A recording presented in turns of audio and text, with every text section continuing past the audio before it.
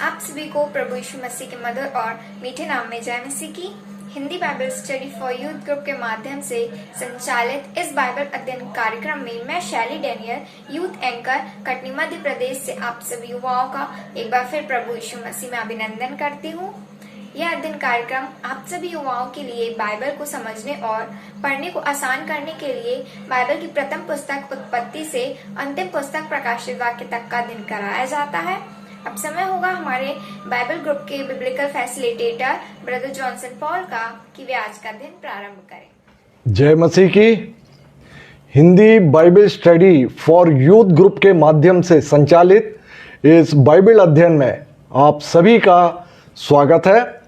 आज का अध्ययन हम प्रारंभ करते हैं और हमने अभी उत्पत्ति पुस्तक का अध्ययन हम कर चुके हैं और निर्गमन की पुस्तक का हम अध्ययन कर रहे हैं और निर्गमन की पुस्तक उसका 19 अध्याय तक का हम अध्ययन कर चुके हैं। और निर्गमन की पुस्तक में हमने देखा था कि मूसा के नेतृत्व में परमेश्वर की चुनी हुई प्रजा इज़राइलियों को अर्थात अब्राहम, इसहाक और याकूब के वंशज इज़राइलियों को परमेश्वर मिस्र की गुलामी से लाल समुद्र पार करके उनको छुड़ा कर लेके आते हैं और उनके साथ एक प्रॉमिस करते हैं कि उनको दूध और मधु की धारा बहने वाला देश अर्थात कनान देश उनको दिया जाएगा। वे रेगिस्तान में पहुंच जाते हैं और होरेब पर्वत के निकट वे पहुंच जाते हैं। तब परमेश्वर उनसे एक वाचा स्थापित करते हैं जो कि 19 अध्याय में पिछले बार हमने अध्ययन किया था कि यदि तुम मेरी आज्ञाओं को मानोगे और मेरी वाचा का पालन करोगे तो तुम ही मेरा निज धन, पवित्र जाति और याजकों का राज्य ठहरोगे। यदि तुम मेरी आज्ञाओं को मानोगे और मेरी वाचाओं का पालन करोगे तो। तब सारे इज़राइली बोल उठे कि हाँ, हम इसका पालन करेंगे और इस वाचा को भी मानेंगे, आज्ञाओं को मानेंगे और वाचा का भी पालन किया जाएगा। तब परमेश्वर उनको बोलते हैं कि तुम लोग जो है 3 दिन पवित्र हो और अर्थात अपने कपड़े वगैरह और नहा धो के तुम लोग तैयार रहना। और मैं होरेब पर्वत पर मूसा को आज्ञा देते हैं कि तुम होरेब पर्वत पर आना और उस पर्वत के चारों ओर बाड़ा बांध कर रखना और उस बाड़े को क्रॉस करके कोई भी इज़राइली इस पहाड़ की ओर ना आने पाए। सिर्फ और सिर्फ मूसा पहाड़ के ऊपर चढ़कर मेरे पास आएगा। यदि कोई इस बाड़े को छुएगा भी तो वह मारा जाएगा। तो यहां पर हम देखते हैं कि मूसा 40 दिन और 40 रात वहां पे पहाड़ के ऊपर रहते हैं और परमेश्वर उनको आज्ञाएं प्रदान करते हैं जो कि 10 आज्ञाओं के रूप में हम जानते हैं। वास्तव में व्यवस्था बोला जाता है। उस व्यवस्था में एक भाग है आज्ञाओं का, 10 आज्ञाओं, वो व्यवस्था का एक भाग मात्र है। और व्यवस्था में जो आते हैं वो नियम आते हैं, आज्ञाएं आती हैं, विधियां आती हैं, चेतावनियां आती हैं और धर्मानुष्ठान आते हैं। तो विभिन्न प्रकार के नियम अभी हम देखेंगे और आज्ञाएं, ये 10 आज्ञाएं और अनेक प्रकार की विधियां हैं और चेतावनियां भी हैं कि यदि तुम ऐसा करोगे तो ऐसा हो जाएगा। यदि तुम मुझे छोड़ के और किसी परमेश्वर का सेवा करोगे और या सूरज स्थान वगैरह को यदि आप दंडवत करोगे तो तुमको मैं शत्रुओं के हाथ में कर दूंगा, इस पृथ्वी पर तितर बितर कर दूंगा। ये सब जो है ये चेतावनियां हैं। तो इस प्रकार के अनेक चेतावनियां भी दी गई और धर्मानुष्ठान जैसे कि लेव व्यवस्था में पाए जाते हैं, बलियों के लिए विभिन्न विधियां भी हैं और उनके साथ में कई धर्मानुष्ठान भी दिए गए। तो ये पूरी चीजें को मिलाकर व्यवस्था बोला गया है जो कि यीशु मसीह ने भी बोला कि मैं व्यवस्था को पूरा करने आया हूं, उसको तोड़ने नहीं आया हूं। तो व्यवस्था में ये सारी बातें आती हैं। लेकिन यहां पर जो बात किया जा रहा है, जो 20वें अध्याय में जो पाया जाता है, वो आज्ञाएं देने का बात है, 10 आज्ञाएं प्रदान करने का। और सारी व्यवस्था भी इसी होरे पर्वत पर परमेश्वर ने 40 दिन और रात में मूसा को प्रदान किया था, जो कि मूसा पर्वत से नीचे आकर उन्होंने इन पूरी व्यवस्था को उसने लिख लिया था, जो कि हमारे आपके बाइबल में जो प्रथम 5 पुस्तकों के रूप में, जिसे कि पेंटाटक बोलते हैं या फिर इसको नियम की पुस्तक बोलते हैं, और मूल हिब्रू भाषा में जो कि यहूदियों के पास में है, इसको वो लोग तोराह बोलते हैं।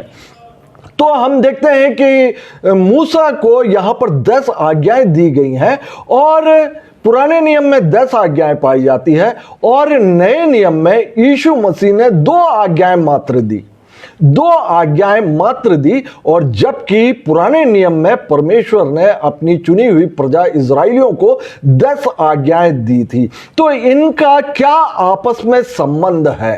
तो क्या यदि ये 2 आज्ञाएं यीशु मसीह ने दी हैं, तो क्या पुराने नियम की 8 आज्ञाएं रद्द हो गई हैं?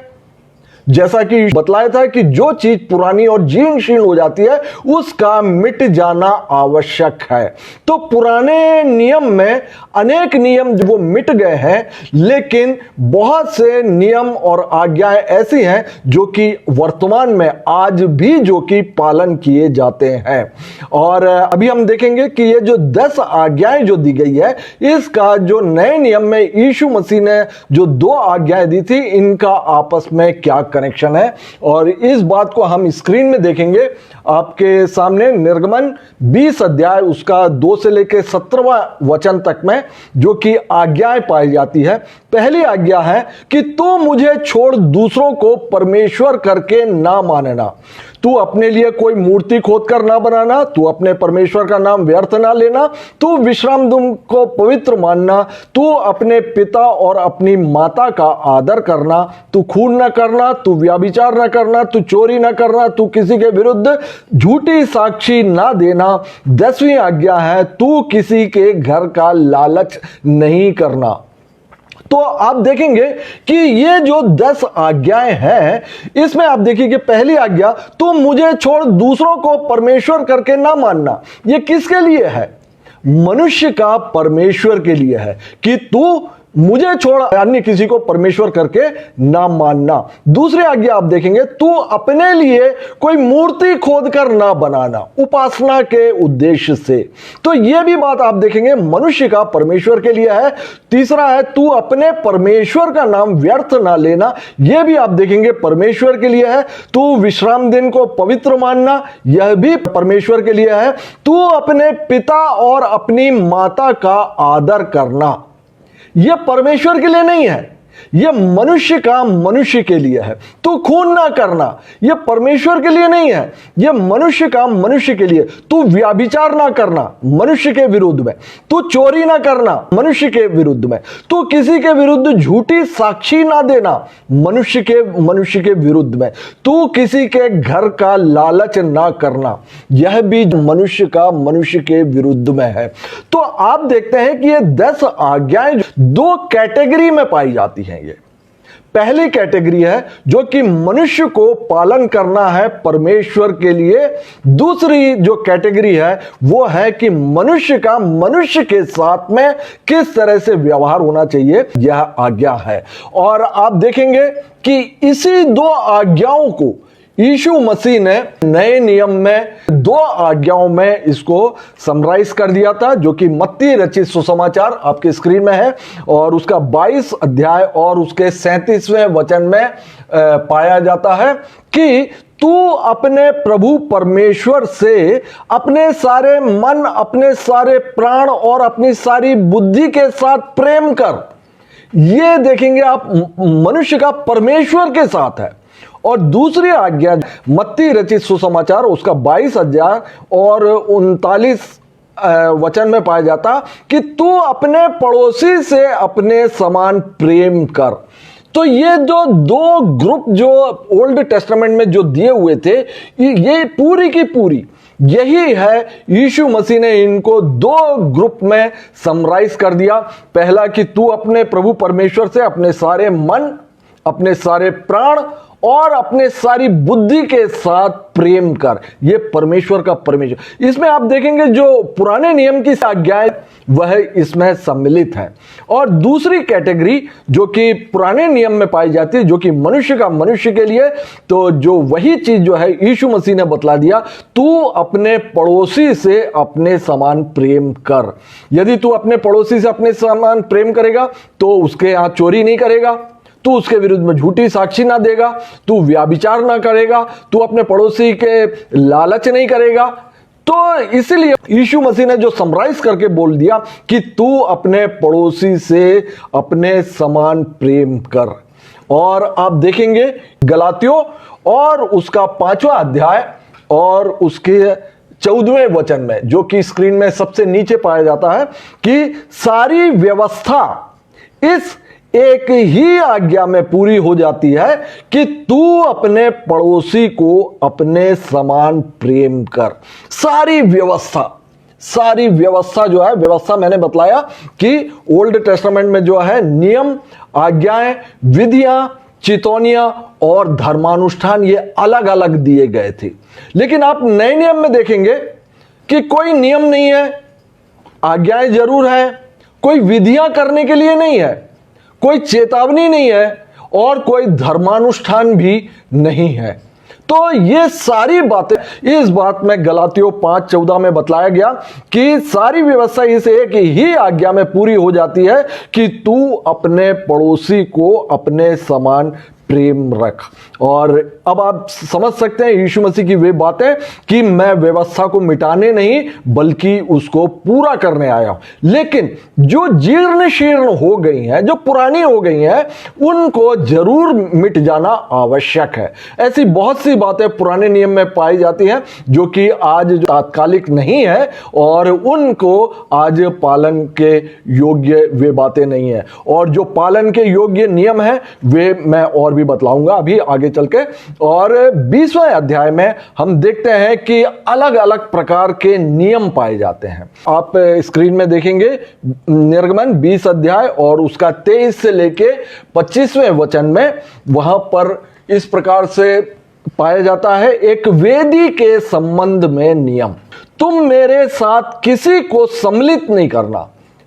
परमेश्वर का वचन है कि अन्य किसी भी ईश्वर को मेरे साथ मिलाकर आराधना मत करना।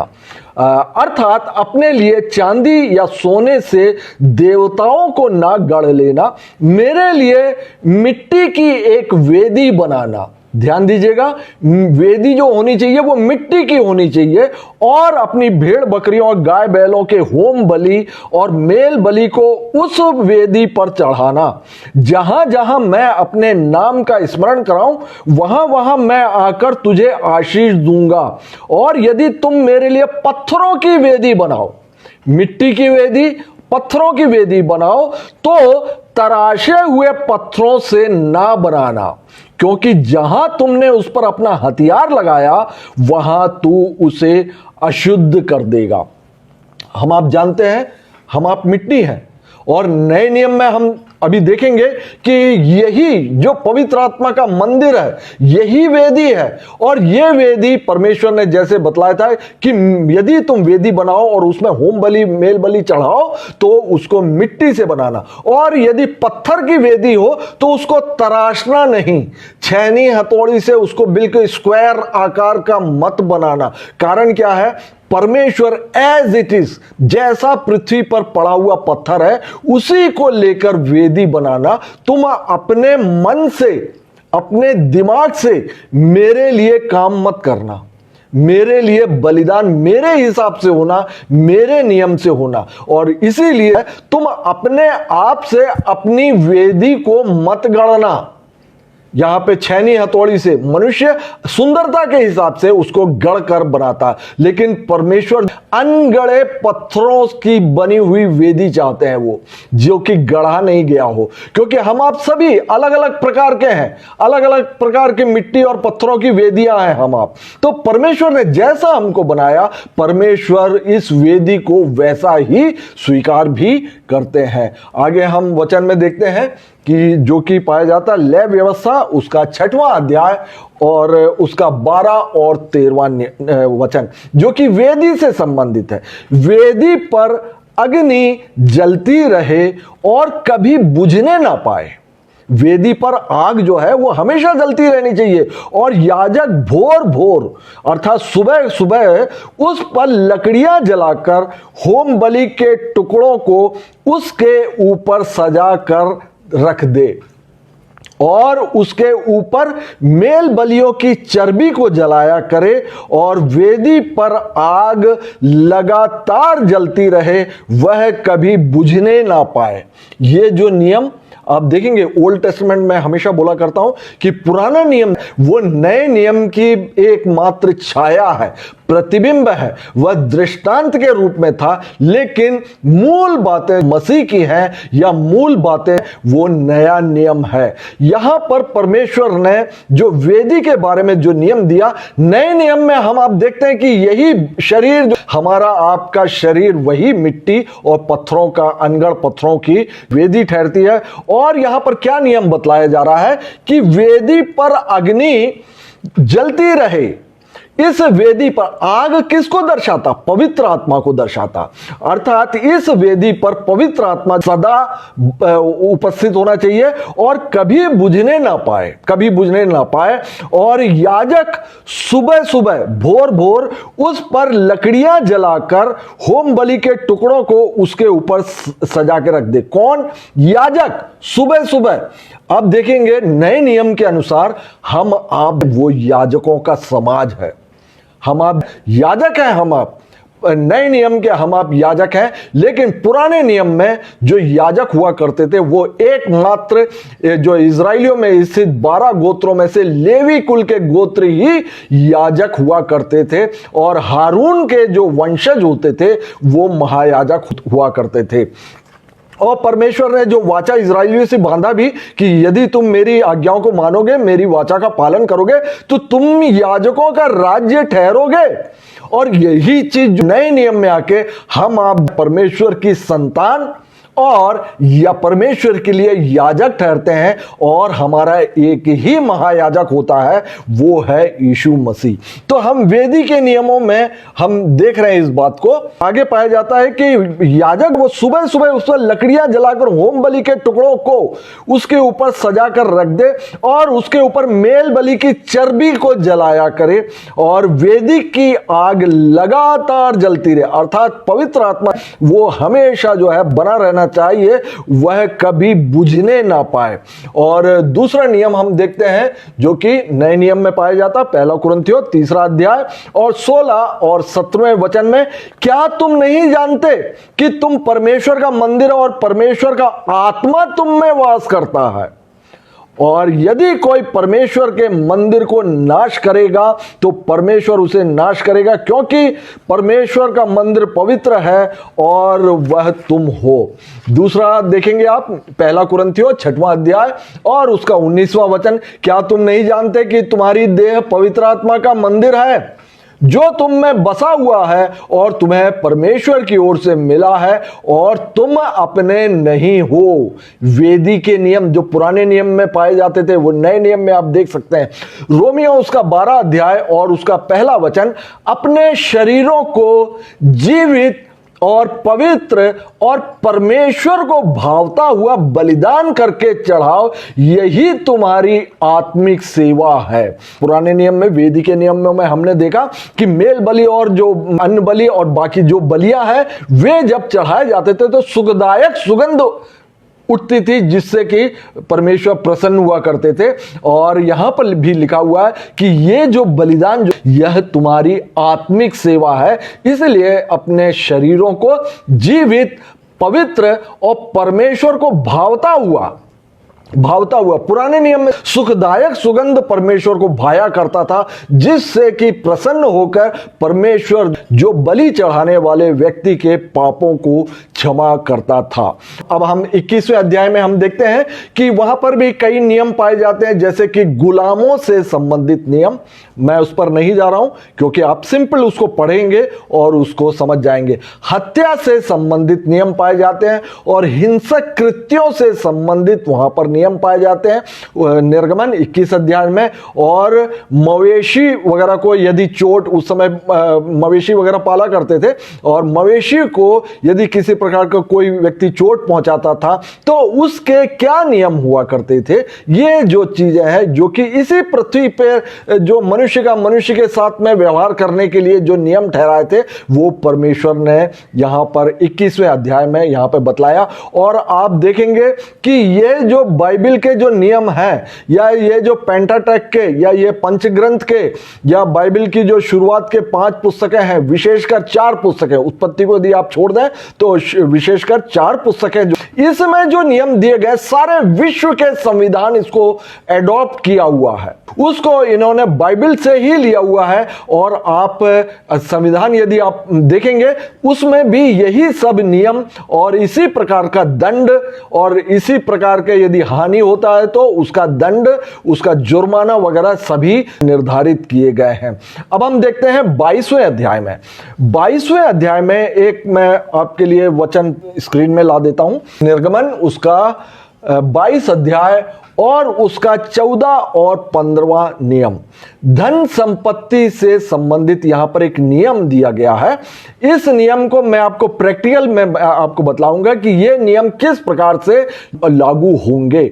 और मैंने आपको बतलाया कि हर एक बात वो पूरी तरह नहीं मिट गया है पुराना नियम, लेकिन ये जो नियम है ये आज भी ये प्रचलन में है। मैं आपको प्रैक्टिकल में आपको मैं बतलाऊंगा। यहां आप पहले वचन को देख लीजिएगा। यदि कोई दूसरे से पशु मांग लाए, यदि कोई दूसरे से पशु मांग लाए और उसके स्वामी के संग ना रहते उसको चोट लगे अथवा वह मर जाए, उसके स्वामी साथ में नहीं है और उसको पशु वो मांग के लाया और उसको चोट लग गई या मर गया, तो वह निश्चय उसकी हानि भर दे। जो मांग के लाया है वो उसकी हानि भर दे। और यदि उसका स्वामी साथ में है, संग हो, तो दूसरे को उसकी हानि भरना ना पड़ेगी। और यदि वह भाड़े का हो, यदि किराए से लेके आया हो, तो उसकी हानि उसके भाड़े में आ गई। ये मेरे साथ में हुआ। मेरा बेटा सिरिल यहाँ हैदराबाद में बीटेक पेट्रोलियम कर रहा था, हॉस्टल में रहता था वो। एक दिन शाम को उसने दूसरे अपने मित्र की मोटरसाइकिल को मांग कर लेकर आया और वो अपना काम करने के बाद में रात हो गई थी। उसने मोटरसाइकिल को वापस हॉस्टल में लाया और रखने वाले पार्किंग के जगह पर उसको पार्क किया और चाबी लॉक करके अपने मित्र के रूम में मित्र के हाथ में दिया। दूसरे दिन सवेरे वो मित्र सिरिल से, बेटे से आकर बोलता है कि तुमने उस मोटरसाइकिल का मिरर तोड़ दिया, आईना जो है वो तोड़ दिया है। तो सिरिल ने बोला नहीं, मैंने नहीं तोड़ा और ना ही कहीं भिड़ी हुई है, और मैंने जब खड़ा किया था तब वह सही सलामत था।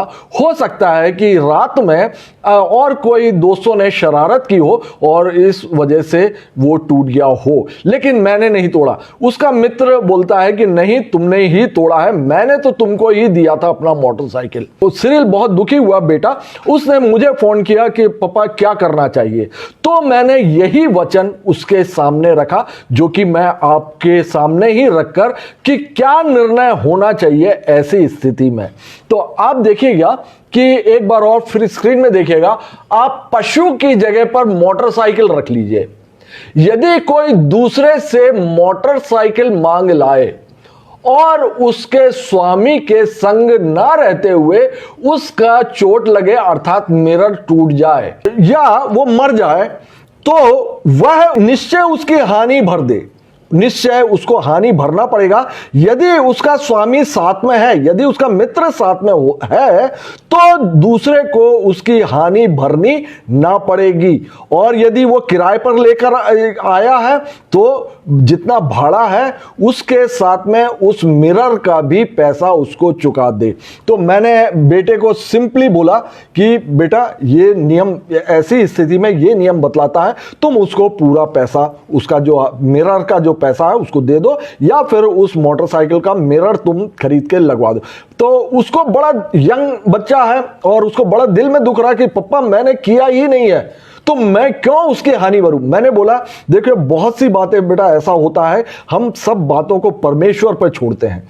ये अपना कुछ पैसा लग जाएगा, कोई प्रभु जो है किसी का कर्जदार नहीं है, वो हर एक बातों को वह पूरा करेगा। तो मेरा यहां पर यह उदाहरण देने का मतलब यह है कि पुराने नियम में कई नियम ऐसे हैं जो कि हू बहू हम आप लगा सकते हैं उसको, और जब हमको कुछ भी नहीं सूझता है तब आप इन नियमों को आप लगा सकते हैं। इसलिए पुराने नियम, जो पुराने नियम की ये जो 5 पुस्तकें हैं, इसका बहुत अच्छे से अध्ययन होना चाहिए। और ये वजह भी है कि मैं निर्गमन से लेके जो व्यवस्था विवरण के जो खास खास बातें हैं उस पर काफी जोर देकर और काफी समय लगाकर मैं इसका अध्ययन ले रहा हूं। और आप देखेंगे 22वें अध्याय में ही, और उस वहां पर कई नैतिक और धार्मिक नियम भी दिए हुए हैं जो कि सिंपल पढ़ने से आपको समझ में आ जाएगा।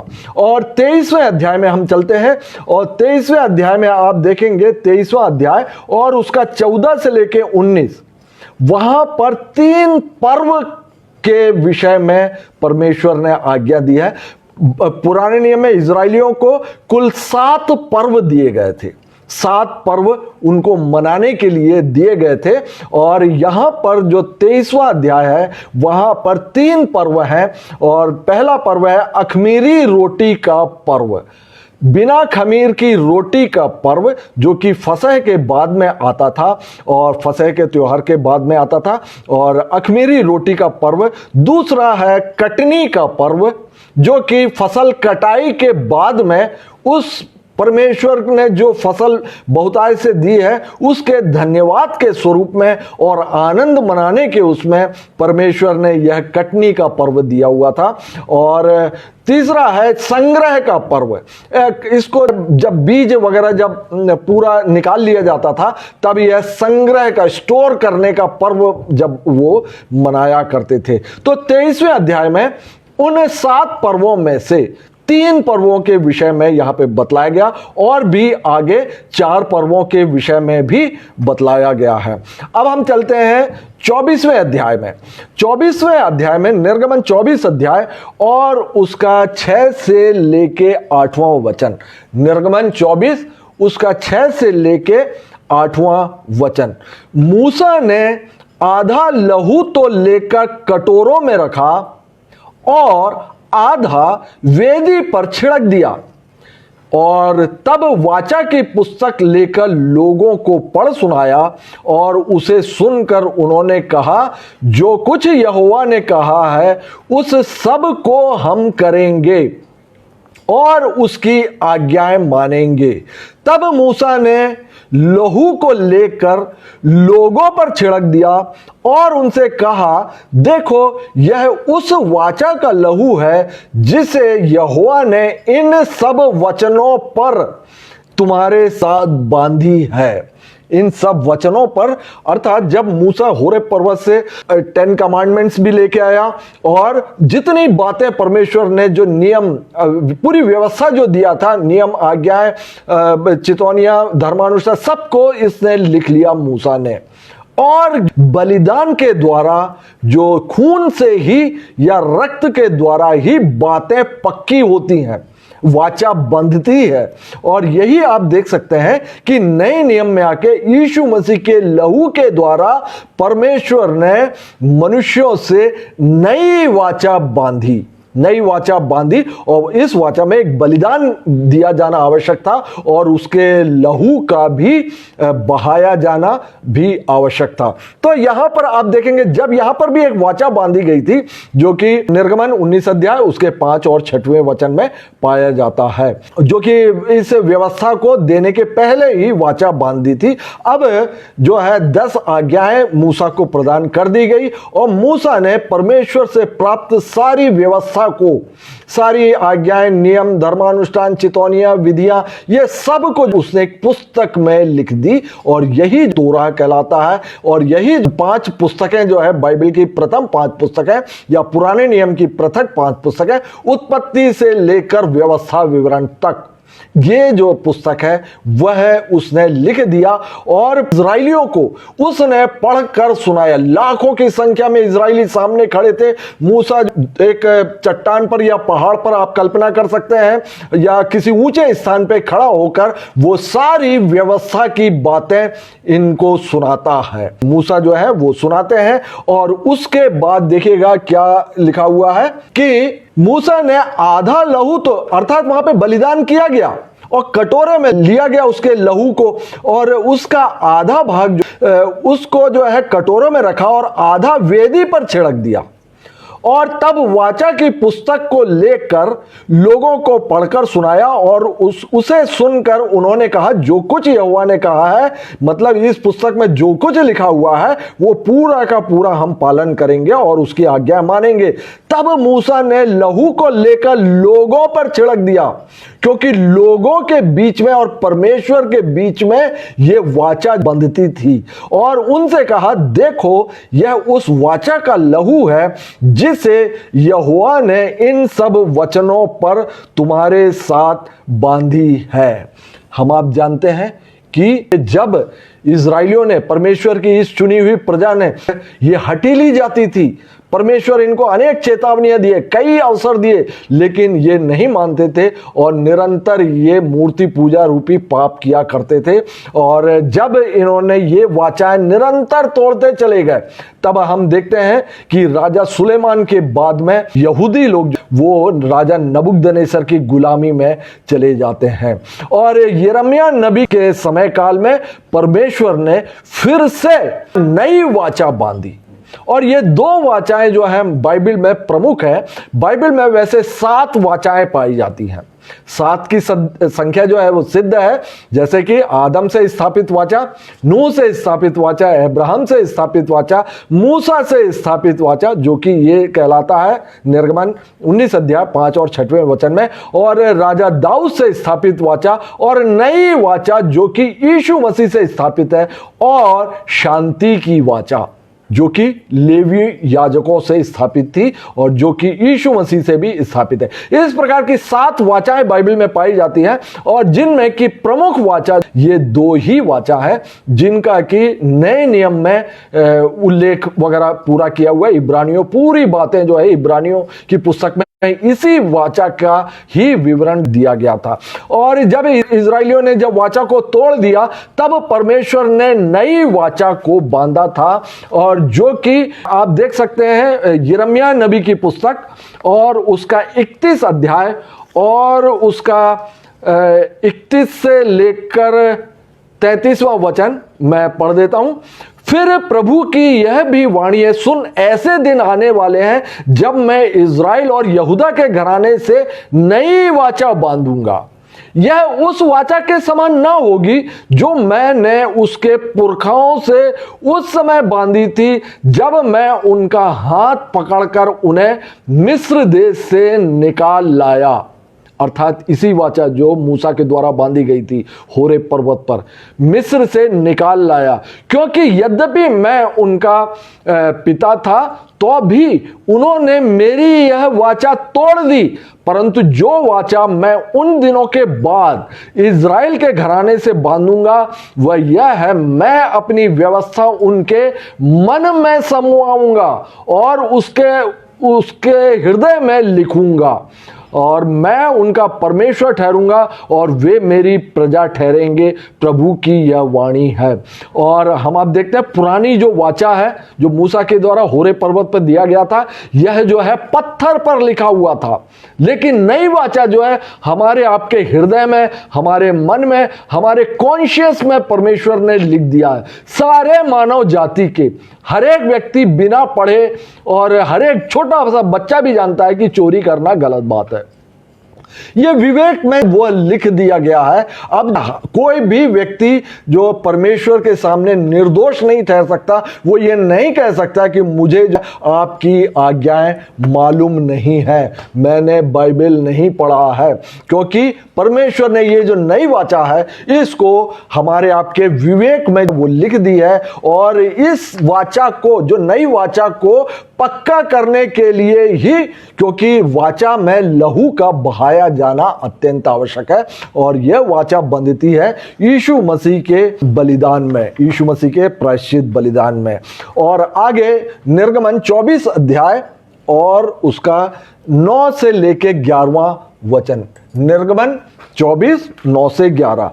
तब मूसा, हारून, नादाब और अबीहू, ये हारून के पुत्र थे, नादाब और अबीहू। हम जानते हैं कि ये जो है ऊपरी आग ले जाने के कारण वे परम पवित्र स्थान में ये मारे गए थे।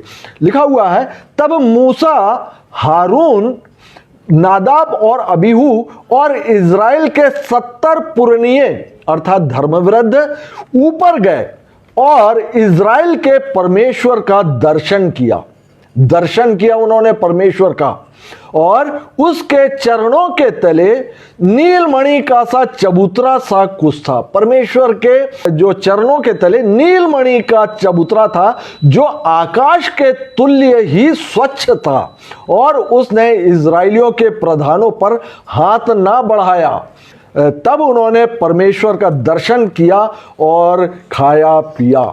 और अब आप देखते हैं कि जो मूसा और हारून, जो मूसा का भाई था हारून, और उसके 2 बेटे नादाब और अबीहू, और इज़राइलियों के जो 70 लीडर कह सकते हैं, धर्मवृद्ध कर सकते हैं, या पुरनिये जैसा लिखा हुआ है, वे हैं, एल्डर्स हैं, ये सभी परमेश्वर का दर्शन करने के लिए पहाड़ के ऊपर गए। लेकिन परमेश्वर ने इनको किसी को नहीं मारा, क्योंकि पहले बोला था कि मूसा अकेले तुम आना, यदि कोई भी इस पर्वत को छुएगा, यहां तक कि पशु भी इसको छुएगा, तो वह मार डाला जाएगा। लेकिन जब ये 70 धर्मवृद्ध, जब वाचा बंद गई और ये 70 धर्मवृद्ध और नादाब, अबीहू, हारून और मूसा जब वे पहाड़ पर गए, तब परमेश्वर का दर्शन पाया। बाइबल बतलाती है कि परमेश्वर को कभी किसी ने नहीं देखा, एकमात्र पुत्र ने उसको प्रकट किया, जैसे कि नया नियम पुस्तक बतलाती है। परमेश्वर को कभी किसी ने नहीं देखा, एकमात्र पुत्र ने उसको प्रकट किया है। अभी हम देख रहे हैं कि यहां पर दर्शन किया, और इसके बाद भी आपके मन में अभी तुरंत आ रहा होगा कि भाई मूसा ने भी तो देखा था।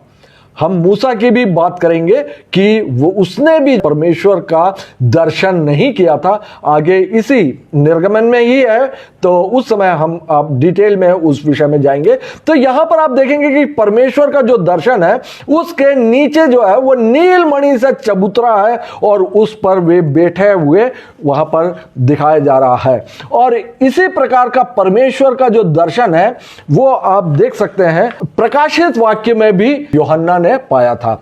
जो प्रकाशित वाक्य 4 अध्याय और उसका 2 और 3 वचन, यहां पे लिखा हुआ, तुरंत मैं आत्मा में आ गया और क्या देखता हूं कि स्वर्ग में एक सिंहासन है, और उस सिंहासन पर कोई बैठा है। कोई बैठा है मतलब चेहरा वगैरह कुछ समझ में नहीं आ रहा, और जो उस पर बैठा है वह यशब माणिक सा दिखाई पड़ता है, और उस सिंहासन के चारों ओर मरकज सा एक मेघ धनुष है।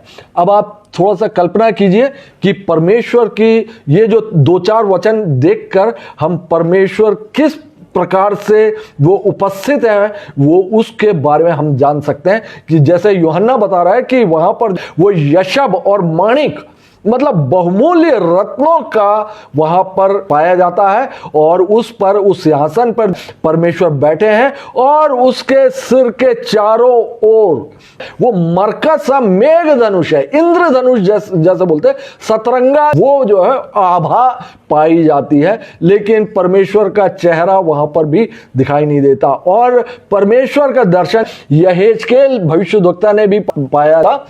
यहेजकेल पहला अध्याय और उसका 26 से लेके 28वां वचन, जो आकाश मंडल उनके सिरों के ऊपर था, आकाश मंडल सिर के ऊपर, उसके ऊपर मानो कुछ नीलम का सा बना हुआ सिंहासन था।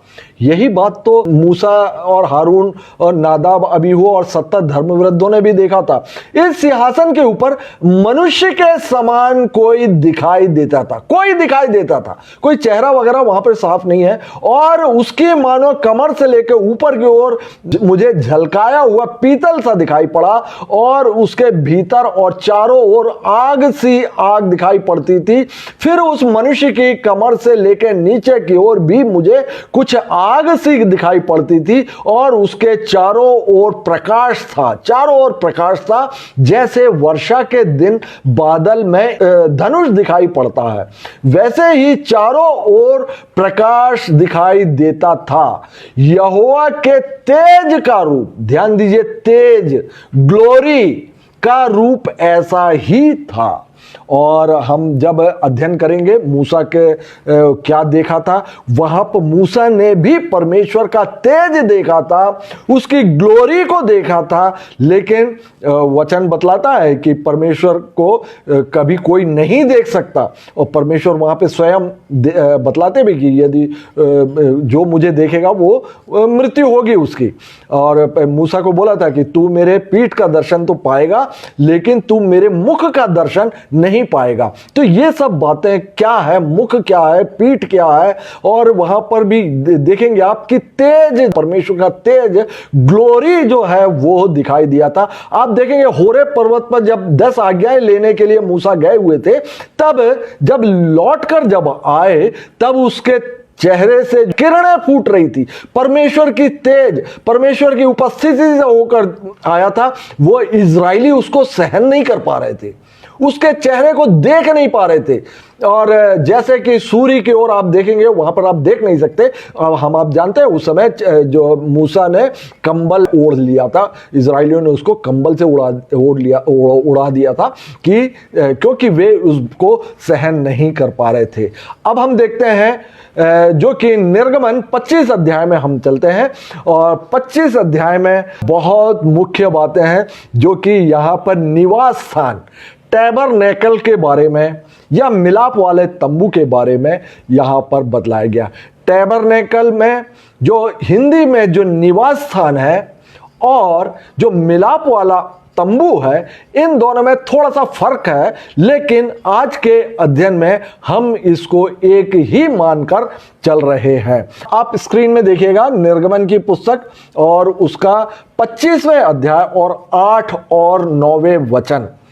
वहां पे लिखा हुआ है, वे मेरे लिए एक पवित्र स्थान बनाए, मेरे लिए एक पवित्र स्थान बनाए कि मैं उनके बीच में निवास करूं, रहूं, जो कुछ मैं तुझे दिखाता हूं। मूसा से बोला, अर्थात निवास स्थान और उसके सब सामान का नमूना उसी के अनुसार तुम लोग उसको बनाना। परमेश्वर ने आज्ञाएं देने के पहले शर्त रखी, यदि तुम मेरी आज्ञाओं को मानोगे, और उसके जब इजरायलियों ने बोला हां मानेंगे, वाचा बंध जाती है। परमेश्वर अपना 10 आज्ञाएं और व्यवस्था सारी मूसा को दिया गया कि इजरायलियों के पालन के लिए। अब परमेश्वर पहली आज्ञा जो दिया गया था कि तू मुझे छोड़कर अन्य किसी को परमेश्वर करके ना मानना, इसके लिए परमेश्वर की उपासना, आराधना और पाप बलि, पाप के क्षमा के लिए परमेश्वर ने वहां पर निवास स्थान बनाने की यह आज्ञा मूसा को दी थी। और यह जो है, यह आप देखेंगे इब्रानियों और उसका 8वां अध्याय और उसका 5वां वचन, स्वर्ग में की वस्तुओं के प्रतिरूप और प्रतिबिंब की सेवा करते हैं कौन? याजक लोग पुराने नियम के। जैसे जब मूसा तंबू बनाने पर था, अर्थात निवास स्थान या मिलाप वाला तंबू या टैबरनेकल, तो उसे यह चेतावनी मिली कि देख, जो नमूना तुझे पहाड़ पर दिखाया गया था उसके अनुसार सब कुछ बनाना। अभी हम देखेंगे टैबरनेकल के पूरे भाग हम देखेंगे। ये जो सेम टू सेम चीज जो है वो स्वर्ग में भी है, और इन बातों को आप प्रकाशित वाक्य में आप देखेंगे।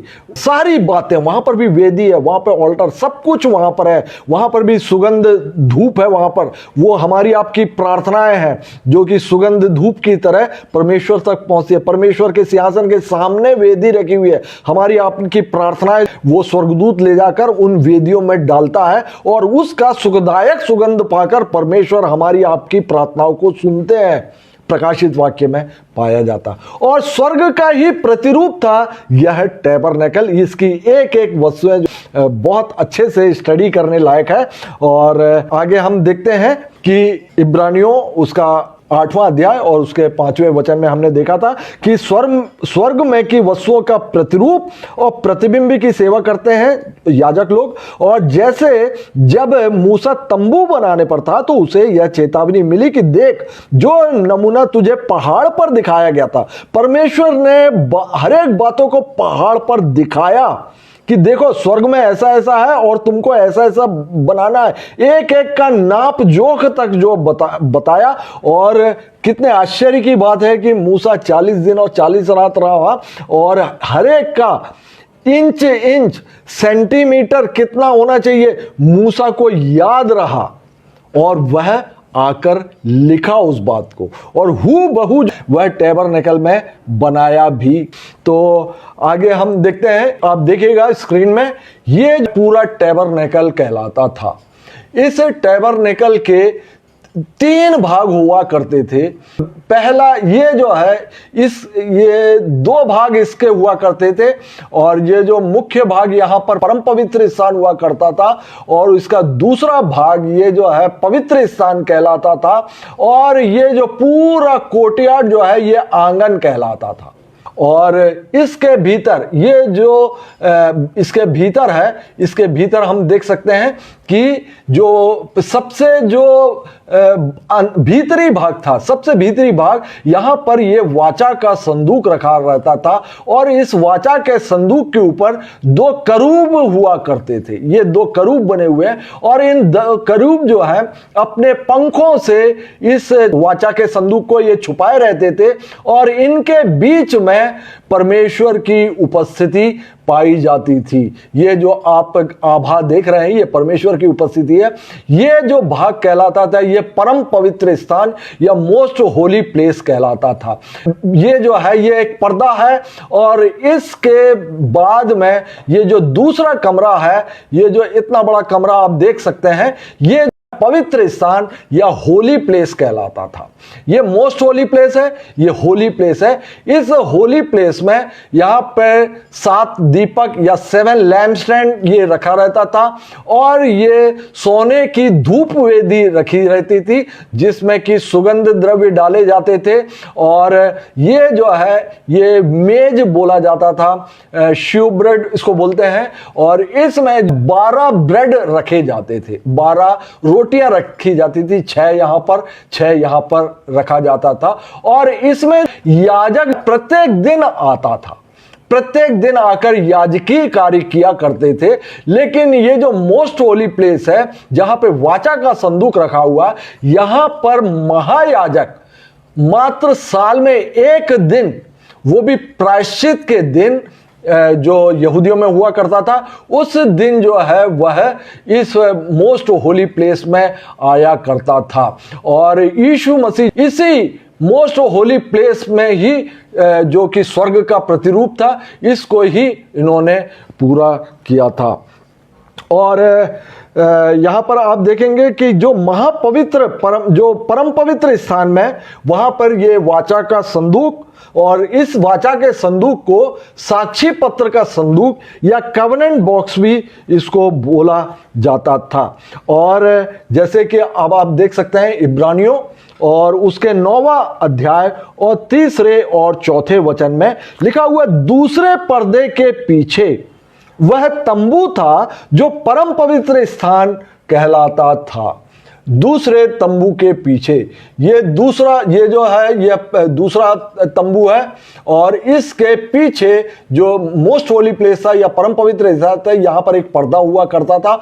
और इसके ये जो पवित्र स्थान है, इससे बाहर निकलने के लिए जहाँ पे आंगन में होता था, वहां पर भी एक पर्दा हुआ करता था। तो यहाँ पर लिखा हुआ है कि दूसरे पर्दे के पीछे वह तंबू था जो परम पवित्र स्थान कहलाता है। उसमें सोने की धूपदानी और चारों ओर सोने से मढ़ा हुआ वाचा का संदूक, और इसमें मन्ना से भरा हुआ सोने का मर्तबान और हारून की छड़ी जिसमें फूल फल आ गए थे, वाचा की पट्टियां थी। इब्रानियों 9:3-4। और आप देख सकते हैं कि ये जो वाचा का संदूक था, इसी के अंदर 3 चीजें थी, वाचा की पट्टिका और हारून की छड़ी और सोने के मर्तबान में मन्ना, ये इसके अंदर ही रखा रहता था इसके। और ये जो बीच में जो है, अब जो वाचा के संदूक के करूबों के बीच में ये आपका ये वाचा का संदूक है, और ये 2 करूब बने हुए हैं। इनके बीच में ये प्रायश्चित का ढकना कहलाता था। ये शुद्ध सोने का बना हुआ करता था। परमेश्वर की उपस्थिति इसी जगह पर हुआ करती थी, और यहां पर परमेश्वर की पूरी तेज, महिमा, ग्लोरी जो कुछ भी है वो वहां पर उतरा करती थी। और इस वाचा के संदूक को ये कड़ियों के द्वारा, ये बबूल के डंडों में सोने से मढ़ा हुआ ये डंडा हुआ करते थे, और इनकी सहायता से इसको उठाया जाता था एक स्थान से दूसरे स्थान को जाते समय। कोई भी याजक के अलावा इसको छू नहीं सकता था। आपको ध्यान होगा कि एक बार जब राजा दाऊद के समय पे इसको बैलगाड़ी से लेकर आ रहे थे, तब उज्जा जो है वह एक और व्यक्ति, वह दोनों इसको छू लेते हैं, गिरने से रोकते हैं, वो स्पॉट पर ही मारे जाते हैं। तो इस प्रकार से हमने देखा। अब हम जो है थोड़ा वर्चुअल रीति से इसको मैं दिखाना चाहूंगा आपको। आपके स्क्रीन में है, यह जो है ये आप देखेंगे कि ये आंगन में प्रवेश के लिए ये पर्दा हुआ करता था। जो व्यक्ति पापी होता था वो बकरा लेकर इसी पर्दे के अंदर आंगन में प्रवेश करता था। और इस आंगन में यहां पर बलिदान किया करते थे, और बलि वस्तु को जो है ये जो है पीतल की ये जो है वेदी कहलाती थी। और ये वेदी में देखिए आग सदा जलती रहे। इस वेदी में जो है वो चर्बी भी जलाई जाती थी, और समूचे मेल बलि को समूचा भी इसको जलाया करते थे। और इसके बाद जो है याजक लहू को लेकर ये जो पवित्र स्थान है इसकी ओर जाते समय यहां पर ये पीतल की हौदी ये रखा रहता था, जिसमें कि पानी भरा रहता था। और इस पानी में जो याजक जो है अपने हाथ को वहां पर धोता था। और इसके बाद ये जो पर्दा है, पर्दे के भीतर जाता था, जहां पर इसको पवित्र स्थान मिलता था। पवित्र स्थान जो पहला भाग है, ये पवित्र स्थान में आप पहुंच गए हैं। इस पवित्र स्थान में आप देखेंगे कि 7 लैम्प स्टैंड है, और यहां पर ये सोने का धूपदान भी रखा हुआ है, इंसेंस रहता था। और यहां पर देखेंगे ये मेज रखी हुई है, और यहां पे 12 रोटियां जो कि इज़राइल के 12 गोत्रों के प्रतीक हुआ करते थे, ये परमेश्वर के सामने उपस्थित रखे जाते थे। और अब आप और थोड़ा सा और देखिएगा, यहां पर जो है रोशनी हुआ करती थी, और ये रोशनी जो है ये जो 7 लैम्प स्टैंड जल रहा है इससे हुआ करती थी। लेकिन परम पवित्र स्थान में, मोस्ट होली प्लेस में बिल्कुल अंधेरा हुआ करता था, वहां पर जहां पर वाचा का संदूक रखा रहता था। ये जो 7 लैम्पस्टैंड जो जल रहे हैं, इनका तेल जो है जैतून का तेल, और ये सब कैसे निकालते, ये सब विधियों को परमेश्वर ने बताया था। ये जो इंसेंस या जो सुगंध द्रव्य जल रहे हैं, उस सुगंध द्रव्य को कैसे बनाया जाएगा, यह भी निर्गमन की पुस्तक में परमेश्वर ने हर एक बातों को बतलाया था। और ये सोने की धूप वेदी है और इसमें देखेंगे ये सींग बोला गया, ये सींग है, ये चारों कोने में सींग जो बाहर से जो लहू लेके आते थे कटोरी में, इन्हीं सींगों पर लगाया जाता था। अब हम चल रहे हैं मोस्ट होली प्लेस में। ये मोस्ट होली प्लेस में आ गए। आप देख रहे हैं कि यहां पूरी तरह अंधेरा है, लेकिन परमेश्वर की उपस्थिति जो है वो वाचा के संदूक में जो दो करूब हुआ करते थे उनके मध्य में जो उपस्थित होते थे, और इसी ग्लोरी की वजह से जो है ये कमरा पूरा ये प्रकाशवान हुआ करता था। तो इस प्रकार से समय भी पूरा हो गया है और अब मैं चाहूंगा कि आज का अध्ययन जो है वह समाप्त किया जाए। तो आज का अध्ययन इस प्रकार से यहाँ पर समाप्त होता है और हमने 25वें अध्याय तक का हमने अध्ययन किया है और 25 अध्याय का आधा हमने अध्ययन किया हुआ है। और मैं ये चाहता हूं कि टैबरनेकल जो है या मिलाप वाला तंबू या निवास स्थान, इसके एक एक चीज के, इसमें एक एक चीज में यीशु मसीह वो इसमें विद्यमान है या बोलना चाहिए इससे प्रकट किया गया है। और हर एक बातें बलि से लेके एक एक वस्तु है, जो सुगंध धूप है, जो 7 लैम्पस्टैंड है, ये सारी बातें मसीह में नए नियम में आके पूरी होती हैं। तो मैं थोड़ा सा समय लेकर अगले जो अध्ययन में थोड़ा सा समय लेकर मैं इसको डिटेल में बतलाना चाहूँगा। बाकी जो चीज़ें हैं स्टोरी के रूप में हैं, आप पढ़ेंगे तो आप समझते हुए चले जाएंगे। लेकिन इन कुछ चीज़ों को आपको जो समझा कर कोई देगा तभी आपको वे बातें समझ में आएगा। तो मैं चाहूँगा कि आप जो है अगले शनिवार को अवश्य जुड़ें और तब तक के लिए आप सभी को मेरा जय मसीह की।